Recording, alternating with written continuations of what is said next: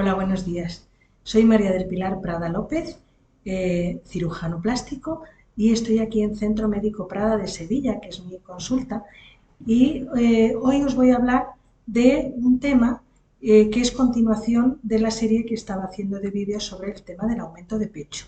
Entonces, ya os hablé de las indicaciones, os hablé de los tipos de prótesis en vídeos anteriores y del proceso de lo que es la propia intervención. Ahora os voy a hablar un poco del periodo posoperatorio, que es algo que os interesa mucho saber a las pacientes, porque claro, tenéis que contar con que cuándo podréis volver al trabajo, qué tipo de cosas podréis hacer y qué no, y todo eso. Entonces, bueno, pues todo esto que yo le cuento a mis pacientes en la consulta, os lo voy a contar hoy aquí en este vídeo, procurando tocar todos los temas que os puedan interesar.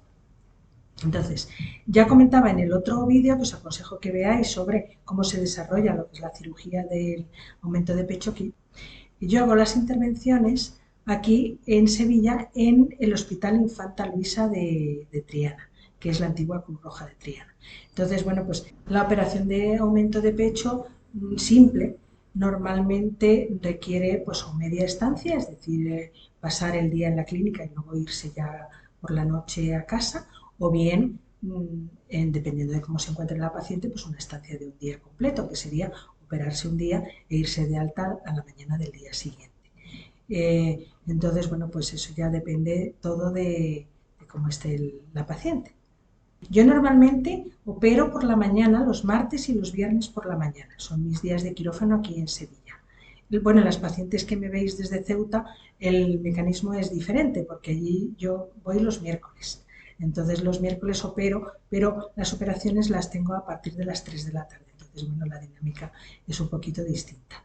¿De acuerdo? Pero bueno, que en principio para las pacientes que se operan en Sevilla, ya digo, se operan el martes o el viernes por la mañana y luego, después de la intervención, pues bueno, se pasa un poquito a la sala de despertar, que eso siempre, por el tema de la anestesia, bueno, pues se les pasa a sala de despertar durante media hora, una hora más o menos, que allí pues hay una vigilancia para ver que el posoperatorio se desarrolle con normalidad, el posoperatorio inmediato.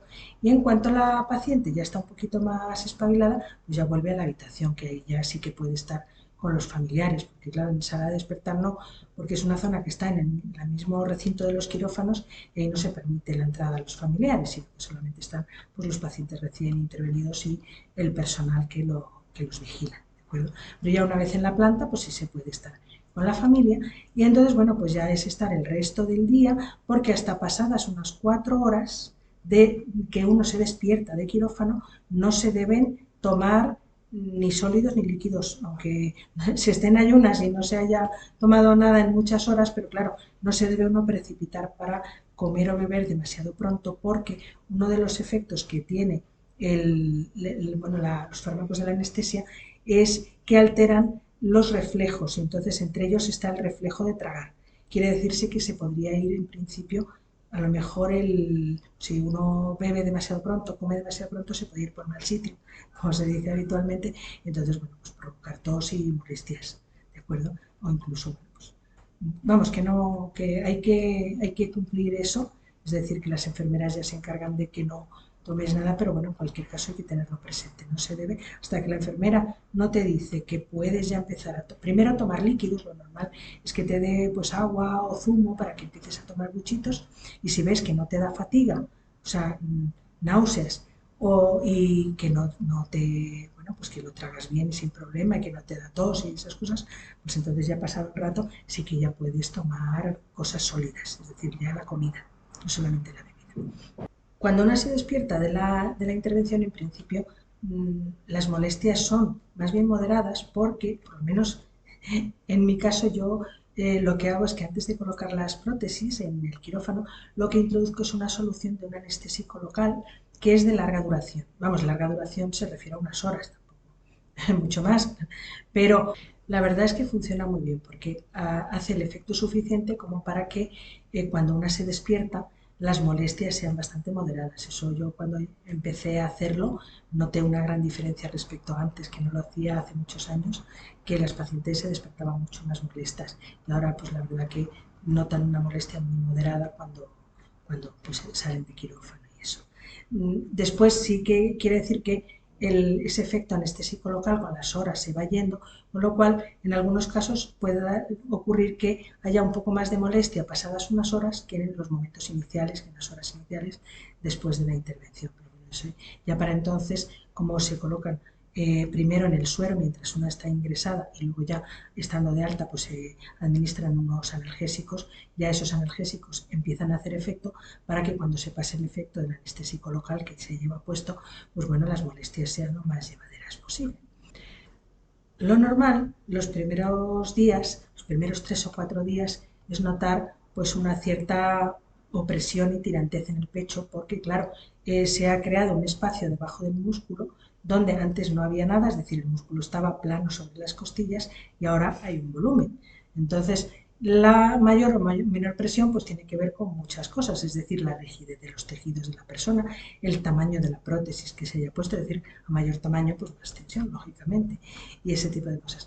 Pero esto es porque, claro, los tejidos se tienen que dar de sí, no es una cosa instantánea. Entonces, pues los primeros días se nota eso, la tirantez, que cuando una se tumba, pues hay un peso, claro, que se nota, que como si se tuviera aquí un gran peso que se nota mucho porque antes no lo había, naturalmente.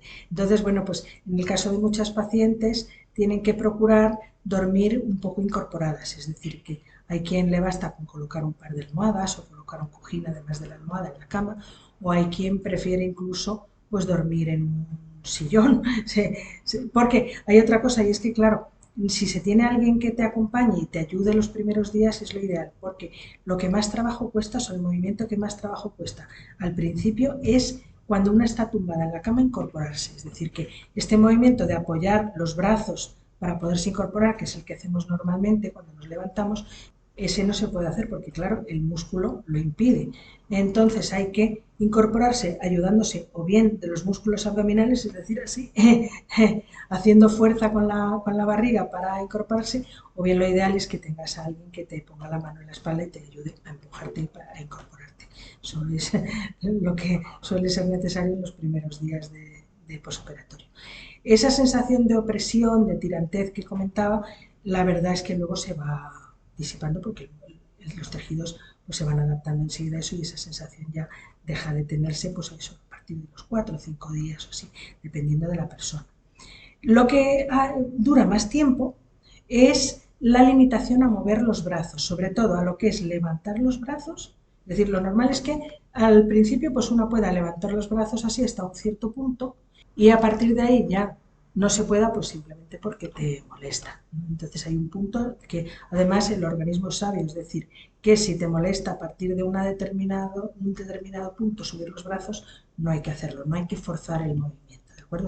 Porque a medida que pasen los días, ya cada vez la paciente va notando que puede levantar los brazos cada vez más, o sea, el punto límite va siendo cada vez más alto con el paso de los días. Es decir, a lo mejor al principio cuesta trabajo peinarse, pero luego ya pasados unos días dices, sí, pues mira, ya puedo yo peinarme y tal. Y lo mismo vale para coger pesos, es decir, que va a haber al principio pesos que vas a intentar a lo mejor levantar algo y tal, y es que no eres capaz, vamos, porque te molesta hacerlo, entonces no hay que forzarlo, ¿vale? Pero con el paso de los días cada vez se podrá levantar pesos mayores, levantar los brazos más y hacer ya una vida pues, más normal. Entonces, para tener una cierta idea, porque esto es que varía muchísimo, es decir, el umbral del dolor y la tirantez o la rigidez de los tejidos es una cosa que varía mucho de una persona a otra, es decir, no hay prácticamente dos personas iguales en ese sentido.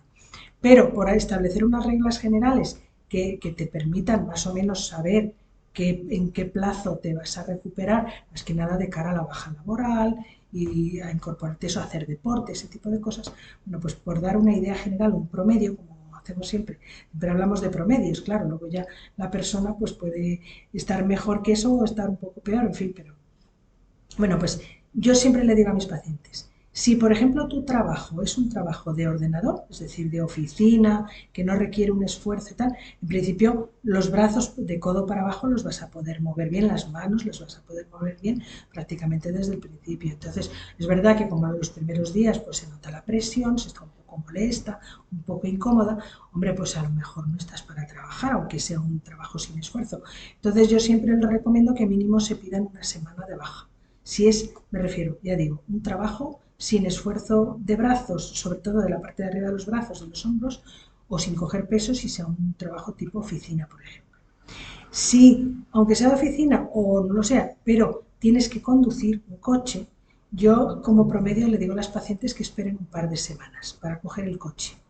Porque el coche, aunque parezca una cosa poco esforzada y tal, pero siempre tiene el volante que requiere un cierto movimiento ya no solamente de codo para abajo, sino también a la altura de los hombros y sobre todo la fuerza que hay que hacer para la palanca de cambios, para cambiar de marcha. Entonces, a lo mejor te puedes encontrar al principio que cuesta trabajo hacer esos movimientos. Por eso, el promedio son un par de semanas. Yo le digo a las pacientes que esperen como término medio un par de semanas para coger el coche, salvo que se encuentren muy bien, muy bien, muy bien y digan no me duele nada, que casos hay, y entonces, bueno, pues pueden probar. En caso de esto, de ya decidir coger el coche, lo ideal es hacer una prueba, pues dando una vuelta a la manzana con el coche y pruebas a ver qué tal te manejas con él. Y si ves que no te molesta hacer los movimientos del volante y de la palanca, pues entonces eso significa que ya puedes conducir sin problema. ¿De acuerdo? Y ahora, si tu trabajo es del tipo ya más esfuerzo físico, coger cosas de estanterías altas, para lo cual tienes que levantar mucho los brazos, o esfuerzo, tienes que hacer fuerza y tal, pues entonces mínimo serían 3 semanas. Ya digo, salvo que te encuentres excepcionalmente bien y digas, bueno, pues creo que mi trabajo lo puedo hacer antes, pues bien, pero ese ya sería el caso particular. A ver, con el tema de la baja laboral, ahí hay un tema que es complicado, porque, a ver, teóricamente cualquier intervención, sea de cirugía estética o sea cirugía reparadora o sea cirugía de cualquier otra especialidad, debería tener su baja laboral por parte del médico de cabecera. O sea, a ver, yo sinceramente pienso que eso es así. ¿Por qué? Porque es que después de una cirugía no se está para trabajar, no se está para hacer la actividad habitual. O sea, eso es una realidad y da igual el motivo que haya ocasionado que uno esté en una situación en que no puede hacer su trabajo. Lo cierto es que no lo puede hacer. Entonces, pero tengo pacientes que han tenido problema con sus médicos de cabecera a la hora de obtener la baja y entonces, bueno, pues tienen que buscar alternativas como cogerse unos días de sus propias vacaciones y todo esto. Realmente, a ver, yo no lo veo justo, pero ya depende, eso lo ideal es para saber un poco cómo va la cosa antes de la intervención, pues pedir una cita con el médico de cabecera, comentárselo y ver el médico de cabecera cómo enfoca el asunto, si está dispuesto a dar una baja laboral o no, por un tema de cirugía estética. Porque ya digo, los hay que dicen, no, no, hombre, es que esto no es motivo de baja porque es cirugía estética. Yo no estoy de acuerdo, ya digo. Pero bueno, al final yo no soy el médico de cabecera, yo no estoy, digamos, autorizada a dar bajas, es el médico de cabecera el que lo tiene que hacer. Entonces, pues ahí está, ya es tantear el terreno y si se puede buenamente coger una baja laboral, pues cogerla. Yo, en este caso de esfuerzos físicos en el trabajo tal, ya la cogería durante unas 3 semanas. ¿De acuerdo? Y luego ya está otro tema, que es, por ejemplo, las pacientes que hacen deporte, que me preguntan cuánto tiempo tienen que esperar hasta poder hacer deporte. Entonces, a ver, yo digo una media de unos 2 meses, igual, término medio.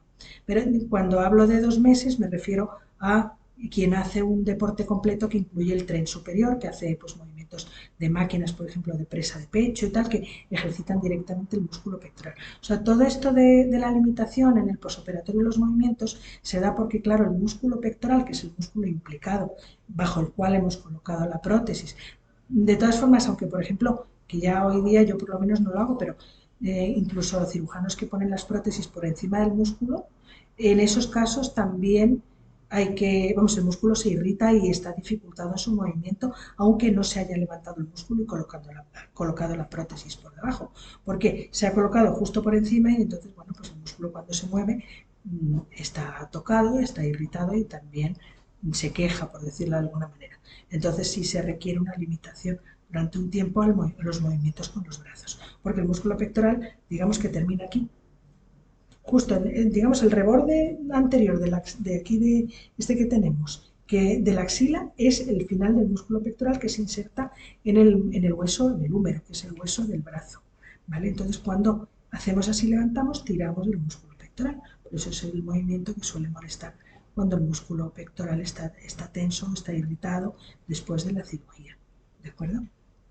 Entonces, por ejemplo, para hacer tema de deporte que implique movimientos de brazos o, bueno, yo qué sé, o jugar al tenis o cosas que impliquen un movimiento activo de los brazos con fuerza, con tal, pues bueno, mínimo 2 meses para retomarlo.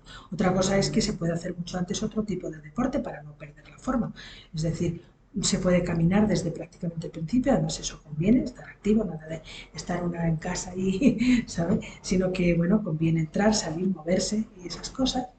Y luego, por ejemplo, pues, a ver, correr se puede incorporar un poquito antes a lo mejor que el movimiento directo de los brazos, pero siempre con un buen sujetador, que ahora comentaré, y un sujetador que sujete bien el pecho, porque lo que puede molestar es el bamboleo del pecho con los saltos que implican correr.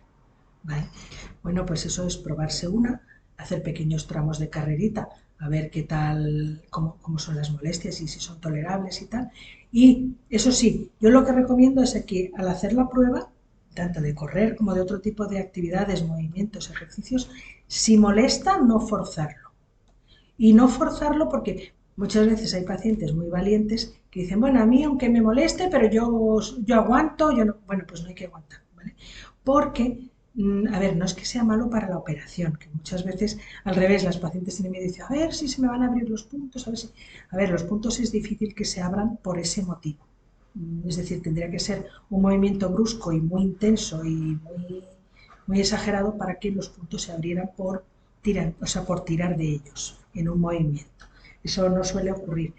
Pero sí es verdad que el músculo, cuando se le trata de forma brusca y está irritado, brusca o se le obliga a contraerse y está todavía irritado, el músculo se venga de la paciente. ¿Qué quiere decir? Que como está irritado, hace una contracción refleja. Y entonces pasa muchas veces que las pacientes me cuentan cuando vienen a la consulta, ay, yo que ya estaba tan bien y dije, ay, pues mira, yo voy a no sé qué, me muevo tal, y ahora de repente noté un dolor aquí y se me puso el pecho duro y se me subió para aquí para arriba y estuve hace un rato fatal y no sé qué. Bueno, pues eso en realidad, a ver, no pasa nada, no trae consecuencias a largo plazo, porque claro, ya se asustan muchísimo.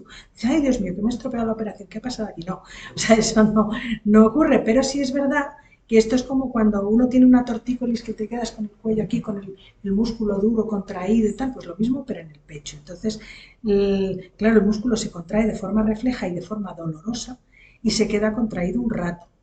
Y luego ya al cabo de un rato ya se va pasando y se va relajando poco a poco. Entonces ya vas viendo cómo se te va quitando el dolor, ya el pecho, dentro de que al principio está muy tirante, muy tensito, que ya eso lo comentaré ahora, pero bueno, se va poniendo menos duro e incluso si se había subido aquí arriba, pues ya se baja a la altura del otro pecho, en fin. Y aquí no ha pasado nada, pero sí es verdad que el rato malo te lo ha dado. Por eso yo siempre recomiendo ser prudente con esto y no tratar de aguantar y venga, yo lo hago y no sé qué, sino con tranquilidad, ¿de acuerdo?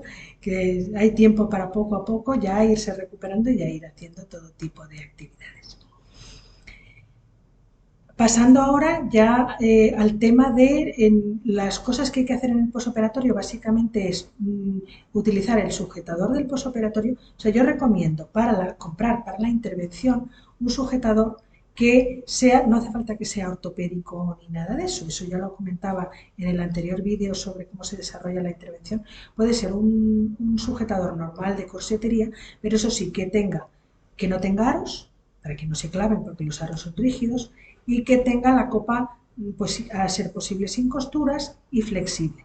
Y que sea un sujetador abrochado, que no sea como estos que son de top, por ejemplo, algunos deportivos que no tienen abrocha, o sea, no tienen broche, sino que lo que están simplemente cerrados como top. Esos no son buenos más que nada porque para ponérselos y quitárselos después, como tenemos limitados los movimientos de los brazos, pues cuesta mucho trabajo y molesta y además el músculo se puede irritar y se te puede contraer. En fin, que conviene que estén abrochados o bien por detrás, como la mayor parte de los sujetadores, o bien los hay que tienen aquí una cremallera por delante, que también está muy bien, o bueno, o perfectos y además van por delante y por detrás, que también los hay, que tienen el doble tipo de broche, ¿de acuerdo? Esos son los que nos interesan.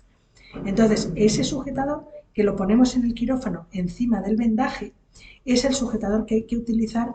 Yo recomiendo que sea durante el primer mes tras la intervención, ¿vale? Puede ser ese mismo, bueno, tener uno o dos del mismo estilo y entonces para tener quita y ponerlos cambiando cuando una se ducha y tal.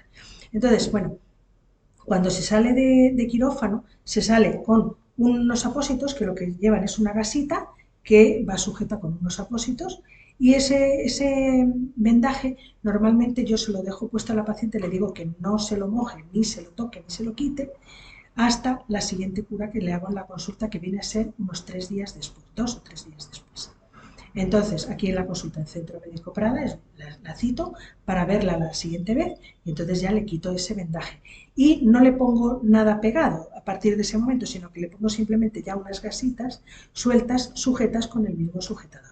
Y de esa manera ya la paciente pues no tiene que quitarse ningún apósito pegado, sino que ella se puede duchar. A partir de ese día o el día siguiente, si quiere, ya puede empezar a ducharse. O sea, al quitar los apósitos, lo que se va a ver simplemente es la incisión, que no tiene puntos visibles por fuera porque los puntos son reabsorbibles y van por dentro. Entonces, pues a partir de ese momento lo que se puede ya establecer una rutina es de todos los días, pues quitarse el sujetador, quitarse las gasitas, meterse en la ducha con el agua templadita, ¿vale? Y dejar que caiga el agua y entonces coger en la palma de la mano así, coger un poquito de gel de baño, hacer con las manos espumita y pasarla por la zona de la cicatriz. Que eso no es malo, es decir, que muchas veces dicen no mojar las heridas y tal. Bueno, eso tiene sus pros y sus contras. Es decir, las heridas lo que no conviene es que se queden húmedas durante largo tiempo. Por ejemplo, si se moja el vendaje y se deja el vendaje puesto mojado encima de una herida, la herida de tener esa humedad de forma continuada se ablanda y entonces ahí sí que se puede a lo mejor abrir algún punto. ¿Vale? Eso no conviene. Por eso, mientras está el vendaje puesto y pegado, hay que mantenerlo seco, no mojarlo, ni quitárselo. ¿Vale? Bueno, una excepción a lo de no quitárselo es que hay pacientes a los que tienen una piel muy delicada y les irrita el pegamento del esparadrapo. Entonces, en ese caso, eso se suele notar porque notas, claro, en el centro no hay pegado nada porque lo que está son las gasitas. El pegamento está por los bordes, ¿vale? Entonces, si notas en el posoperatorio, tienes pegado el apósito y notas que hay una zona que te pica mucho, entonces lo que tienes que hacer es levantarte, eso yo lo recomiendo a los pacientes, pero vamos, lo digo aquí también, levantar, despegar esa parte del adhesivo del esparadrapo y recortarlo con una tijera y dejar esa zona al aire, ¿vale? Porque si no se hace así, lo que puede ocurrir de tener pegado, aunque son solo 3 días en mi caso y tal, pero si se tiene pegado varios días el esparadrapo y se tiene la piel así de sensible, puede ocurrir que se forme una rozadura como si fueran las ampollas de los zapatos, salir una ampolla, ¿vale? De esas que tienen líquido dentro y tal, y si la ampolla luego se te rompe y está tal, pues vamos, que escuece y te da la lata, a veces da más la lata, la ampolla que se ha formado hasta que se cura que la propia operación, ¿sabe? Entonces, bueno, pues si se puede evitar, hay que procurar evitarlo y eso es en cuanto notes que una zona te pica más de la cuenta, despegar y recortar y dejar el resto pegadito, ¿vale? Hasta el día de la cura. Entonces yo el día de la cura ya no pego nada, sino que ya digo, dejo las gasitas sueltas, sujetas con el propio sujetador y entonces a partir de ese momento ya la ducha diaria y después, entonces ahí sí que puede mojarse, es decir, porque la ducha, a ver, son 5 o 10 minutos, no es más, de humedad, pero luego se seca la zona de la cicatriz muy bien con gasitas, es decir, conviene, aparte de la medicación del posoperatorio, conviene tener en casa gasas y un desinfectante que puede ser betadine o puede ser clorexidina, cualquiera de los dos. Entonces, bueno, pues se seca así a toquecitos con gasitas la zona de la incisión, se le da un poquito con una gasita también, se empapa de betadine o de clorexidina, se dan toquecitos también y luego ya se ponen gasitas secas sobre la herida sujetas con el sujetador. Y entonces todo eso ya se puede hacer todos los días. El sujetador del posoperatorio, pues yo recomiendo que sea de ese tipo, ya digo, sin aros, con las costuras elásticas, o sea, sin costuras las copas, con las copas elásticas y todo eso, pues durante un mes. Y lo ideal es utilizarlo también por la noche para dormir, más que nada porque se está más cómoda, es decir, el pecho está más recogido. Cuando una se da la vuelta por la noche en la cama de un lado a otro, pues siempre puede haber menos molestias. Que eso no quita que hay casos particulares en que al revés, por el motivo que sea, pues el sujetador molesta porque se te clava, porque te roza, porque tal. Entonces, bueno, primero, a lo mejor el sujetador, si está muy apretado, hay que abrocharlo más flojo, eso hay que tantearlo, que esté lo más cómodo posible, pero incluso puede darse el caso de que se pueda quitar por la noche antes de cumplirse el mes. Si se está más cómoda sin él, para dormir que con él, pues se puede hacer que no hay ningún problema. que no es una cosa rígida ni grabada en piedra, sino que es un consejo que se da siempre con vistas de la mayor comodidad de la paciente. A ver, mi punto de vista es que el sujetador, la función que tiene es que la paciente esté cómoda. Es decir, que sea lo suficientemente, que sujete lo suficiente como para que andando, por ejemplo, el impacto de los pasos, ese bamboleo que produce en el pecho, no moleste, ¿vale? Y que igual en la cama, por ejemplo, si te mueves o te das la vuelta, pues el pecho esté lo suficientemente sujeto, pero como para que no bambolee y moleste. Pero si en un momento dado es más molesto tener sujetador puesto que quitarlo, no hay ningún problema, que no se va a estropear la operación, no le va a pasar absolutamente nada. Simplemente es buscar la mayor comodidad de la paciente en esos momentos. Cuando ya pasa el mes, que normalmente pues ya las molestias son mucho menores y ya está todo más a su sitio, bueno, pues ahí sí que se puede ya utilizar otros modelos de sujetador, que hay muchas pacientes que siguen con el sujetador sin aros porque les resulta más cómodo, pero que si a partir de ese momento no te molesta y quieres utilizar sujetadores de aros, pues no habría ningún problema. Vamos, que ya es ir a la tienda tranquilamente. Ya a partir del mes es cuando se puede elegir con mayor seguridad la talla de sujetador que corresponde, porque como comentaba en el vídeo anterior, al principio el pecho no tiene la forma ni la posición que va a tener después, sino que al principio el pecho va a estar muy alto y muy separado. Entonces, los sujetadores estos de sin aros no tienen problema si son bien flexibles porque se adaptan a que el pecho esté más separado, que luego esté más juntito y van a ir bien. Lo que pasa es que, por ejemplo, los de aros no. O sea, si una, por ejemplo, recién operada, con el pecho que todavía no está en la posición correcta, pues quiere ir a comprarse un sujetador de aros, lo más probable es que se equivoque con la talla, sobre todo la talla de la copa, porque, claro, el aro, el sujetador, que luego más adelante sí que le va a ir bien, pues si se lo intenta poner en ese momento, a lo mejor pues le cae la parte lateral del aro en la zona del pecho que está muy lateralizada todavía, y entonces va a decir, pues este sujetador no me vale, me voy a comprar otro de una copa mucho mayor, que a lo mejor luego yo cuando va todo a su sitio pues le baila, y el sujetador pues no lo puede utilizar, con lo cual yo aconsejo para estas cosas esperar a que haya pasado mínimo un mes para poder comprar los sujetadores con la garantía de que son los buenos y que te van a servir después. No vas a tirar el dinero en un sujetador que luego no es de la talla apropiada, ¿de acuerdo?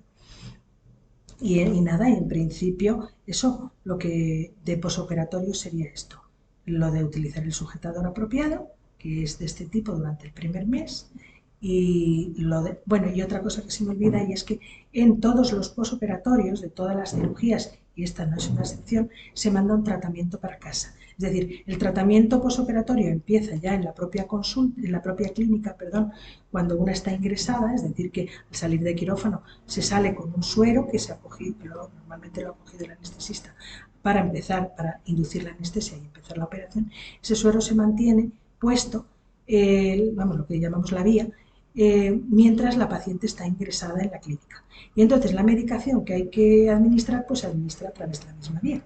Entonces, no hay alguna cosa concreta que se dé en pastillas, pero lo normal es que se ponga por vía intravenosa, es decir, a través del suero. Entonces, la medicación consiste en un antibiótico que normalmente yo mando, bueno, pues un antibiótico genérico de amplio espectro que va bien frente a los gérmenes de la piel, porque el antibiótico la función que tiene es la prevención de infecciones posoperatorias que podrían ser porque los gérmenes propios de la piel se colaran, digamos, en la herida quirúrgica y se produjeran ahí una infección. En principio no debe ocurrir porque la piel se desinfecta antes de empezar a operar, antes de hacer la primera incisión, pues con betadine o con clorexidina, pero a pesar de eso se podría dar el caso de que algún germen pues se alojara dentro de la piel. Entonces, para prevenir eso, siempre en el posoperatorio de las cirugías se manda un antibiótico de forma preventiva durante una semana, ¿vale? Normalmente utilizo pues, bueno, un medicamento, suelo utilizar habitualmente de la familia de las penicilinas. Lo que pasa es que hay personas que son alérgicas, entonces en ese caso pues hay otros antibióticos de otras familias distintas que se pueden administrar en caso de alergia en sustitución de la penicilina correspondiente, ¿de acuerdo?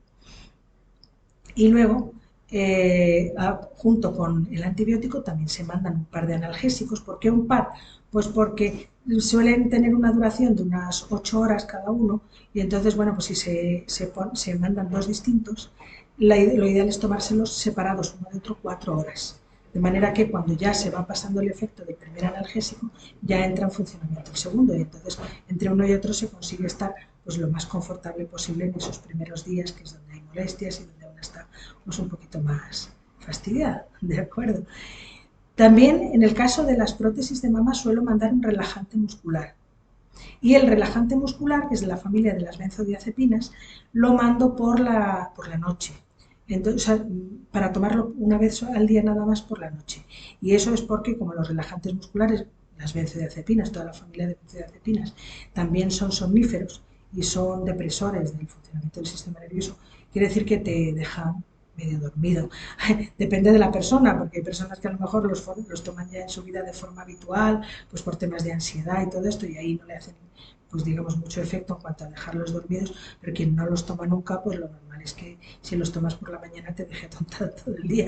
Entonces, bueno, pues la idea es tomarlo por la noche, que te ayuda a dormir mejor, a conciliar mejor el sueño, y también, de paso, hace el efecto propiamente dicho relajante muscular sobre el músculo pectoral, y entonces ayuda a que el músculo se mantenga lo más relajado posible y moleste menos. Es decir, que también funciona como analgésico en estos casos. Entonces, bueno, pues se manda la primera semana más o menos y luego lo ideal es dejarlo claro. Quiero decir, porque son fármacos que si se toman a largo plazo pueden crear tolerancia y adicción, entonces, bueno, pues es para tomarlos en un plazo corto de tiempo, que es cuando está el músculo más tenso y más irritable. ¿De acuerdo? Y nada, entonces, bueno, pues de posoperatorio a largo plazo, al principio, pues lo que os puedo comentar, que el pecho va a estar muy alto, separado y muy duro. Es normal que esté duro. Hay personas que se asustan porque, como han escuchado hablar de la contractura capsular, que es que el pecho se pone duro y todo esto, que es una complicación que afortunadamente se da en muy pocos casos. Sobre eso ya pues hablaré en otro vídeo de forma más detallada sobre este tipo de cosas. Entonces, pues no, a lo que voy es a que, pues a lo mejor en el posoperatorio inmediato la paciente se nota el pecho duro y dice, ay Dios mío, que esto va a ser una contractura capsular. No, no es una contractura capsular, entre otras cosas, porque la cápsula no existe en ese momento, con lo cual si no hay cápsula no puede haber contractura capsular. La cápsula es un tejido que forma el organismo a base de colágeno alrededor de la prótesis y eso se va formando poquito a poco y lo normal es que ya la cápsula esté completa pues alrededor de los 3 meses del posoperatorio, es decir que antes de eso al principio no hay cápsula ninguna y luego la cápsula es muy tenue, se va formando poquito a poco. ¿Vale? Con lo cual no hay miedo de que el pecho, si está duro en el posoperatorio inmediato, sea por un tema de contractura capsular, porque eso no ha podido aparecer todavía. Entonces, lo normal es, o sea, lo que está duro es porque los tejidos están tirantes, el músculo está tenso de forma reactiva y aparte está tirante porque tiene la prótesis debajo y todo eso. Y por eso también está el pecho tan alto y está tan separado, porque la piel y el músculo aprietan la prótesis y la colocan en esa posición. Entonces, con el paso de los días, que se va viendo cómo va cambiando. Además, durante el primer mes es como cuando los cambios son más rápidos y se ven, pues prácticamente de un día para otro vas viendo como el pecho va bajando de aquí, se va juntando y va poniéndose más redondito así, se va ya juntando un lado con otro y eso y se va poniendo cada vez más natural. Y al tacto cada vez más blandito. ¿Vale? Hay casos en que a lo mejor pues no se ablanda con el tiempo, tarda mucho en ablandarse, ahí es cuando hay que a lo mejor vigilar por si pudiera darse una contractura capsular. Pero vamos, la evolución normal es que el pecho, aunque tarde un poco, pero poco a poco se vaya ablandando, ¿de acuerdo? Hasta que ya adquiera una consistencia pues como la de un pecho natural, ¿de acuerdo? Bueno, dentro de que cada caso es distinto, es decir, que si por ejemplo una persona no tiene nada de glándula propia y todo el volumen es a partir de la prótesis, pues probablemente el pecho suyo tenga siempre una consistencia un poquito mayor que de otra persona que tenga mucha glándula propia, que es de consistencia blandita y que como está situada por encima de la prótesis, lo que se toca de primeras cuando tocas el pecho es la glándula propia, no tanto la prótesis que está más atrás, ¿de acuerdo? Entonces, hay muchas variaciones individuales con esto y muchos casos diferentes y todo eso, pero bueno, para dar unas pinceladas generales, eso puedo comentar. La cicatriz, al principio, estará rosita. Eso es normal, es decir, que pasa, siempre se forma una pequeña reacción inflamatoria cada vez que hay una herida en el cuerpo para reparar la cicatriz y sellarla, entonces eso significa que esa reacción inflamatoria hace que el tejido en esa zona esté rosita durante unos meses. Y una vez que la cicatriz está bien sellada y reparada, que eso ocurre nada en 2 o 3 semanas, ya esa inflamación empieza a disolverse, pero va despacio. Entonces, por eso, durante una serie de meses, la cicatriz puede estar de color rosa. Eso sí, lo suyo es que permanezca plana y que con los meses cada vez el rosa sea más tenue hasta que acabe por desaparecer y se quede una cicatriz ya madura, que es una cicatriz blanca, del color del resto de la piel. Pues cuando digo blanca, digo del color de la piel de alrededor. ¿De acuerdo? Hay casos en que puede haber anomalías en la cicatrización, en que, por ejemplo, la cicatriz se abulte y entonces eso es lo que se llama una cicatriz hipertrófica y tarda entonces un poquito más en perder el color rosa y en dejar de notarse a la vista.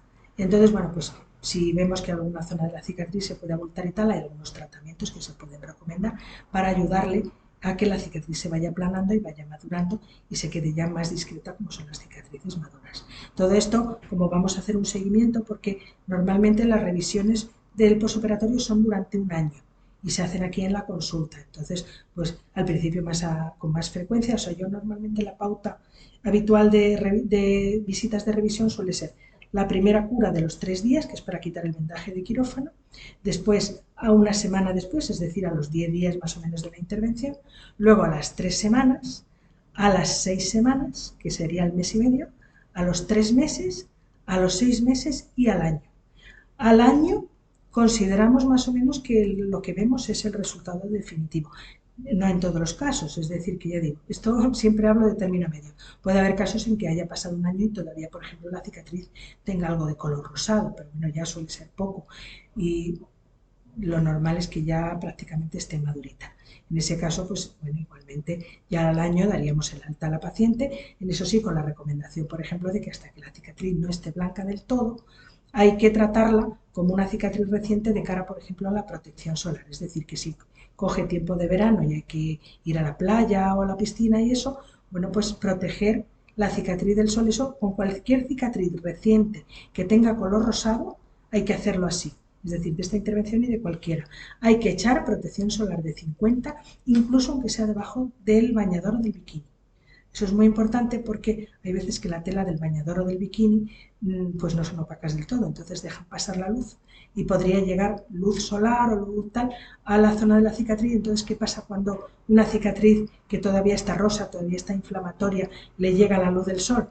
Que se oscurece, es decir, se activa la pigmentación, la producción de melanina, y entonces en esa zona se crea un color más oscuro, como marronáceo, que no siempre ocurre, no en todas las pieles y no, pero bueno, pues como puede ocurrir, hay que prevenirlo con la protección solar, ¿vale? Porque claro, si la cicatriz se pigmenta y se queda de color marrón, eso quiere decir que se nota mucho más y eso es, en principio, es a largo plazo, es decir, habría que hacer tratamientos adicionales para intentar despigmentar la cicatriz y que no se note, ¿sabe? Entonces es mucho más trabajoso despigmentar una cicatriz que se ha pigmentado que prevenir para que no se pigmente en primer lugar, que sería con la protección solar. ¿De acuerdo? Por eso es importante. Aclarar que lo que le pasa a las cicatrices con el sol es eso, es decir, que no es que se vayan a abrir, ni se vayan a estropear, ni les vaya a pasar ninguna otra cosa, sino que se pigmentan con el sol, ¿vale? Por eso es la recomendación del protector solar.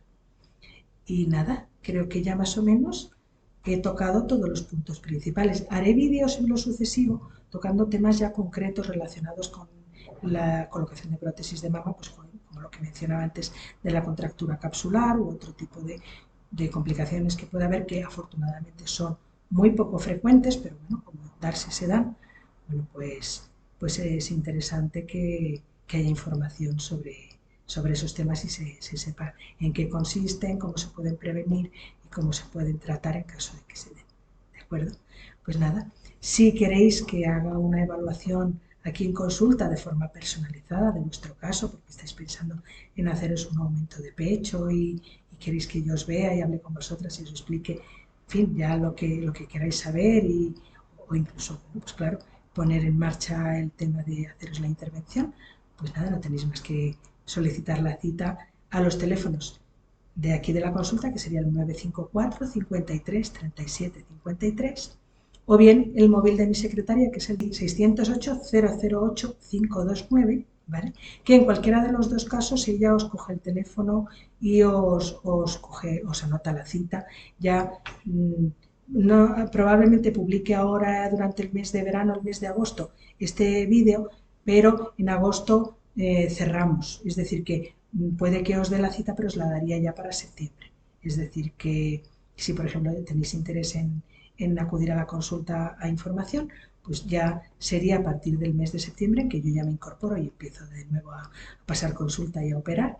Y nada, yo os veo aquí en la consulta, soluciono todas vuestras dudas y si os decidís, pues ponemos en marcha la intervención. Feliz verano y nos vemos muy pronto en el siguiente vídeo.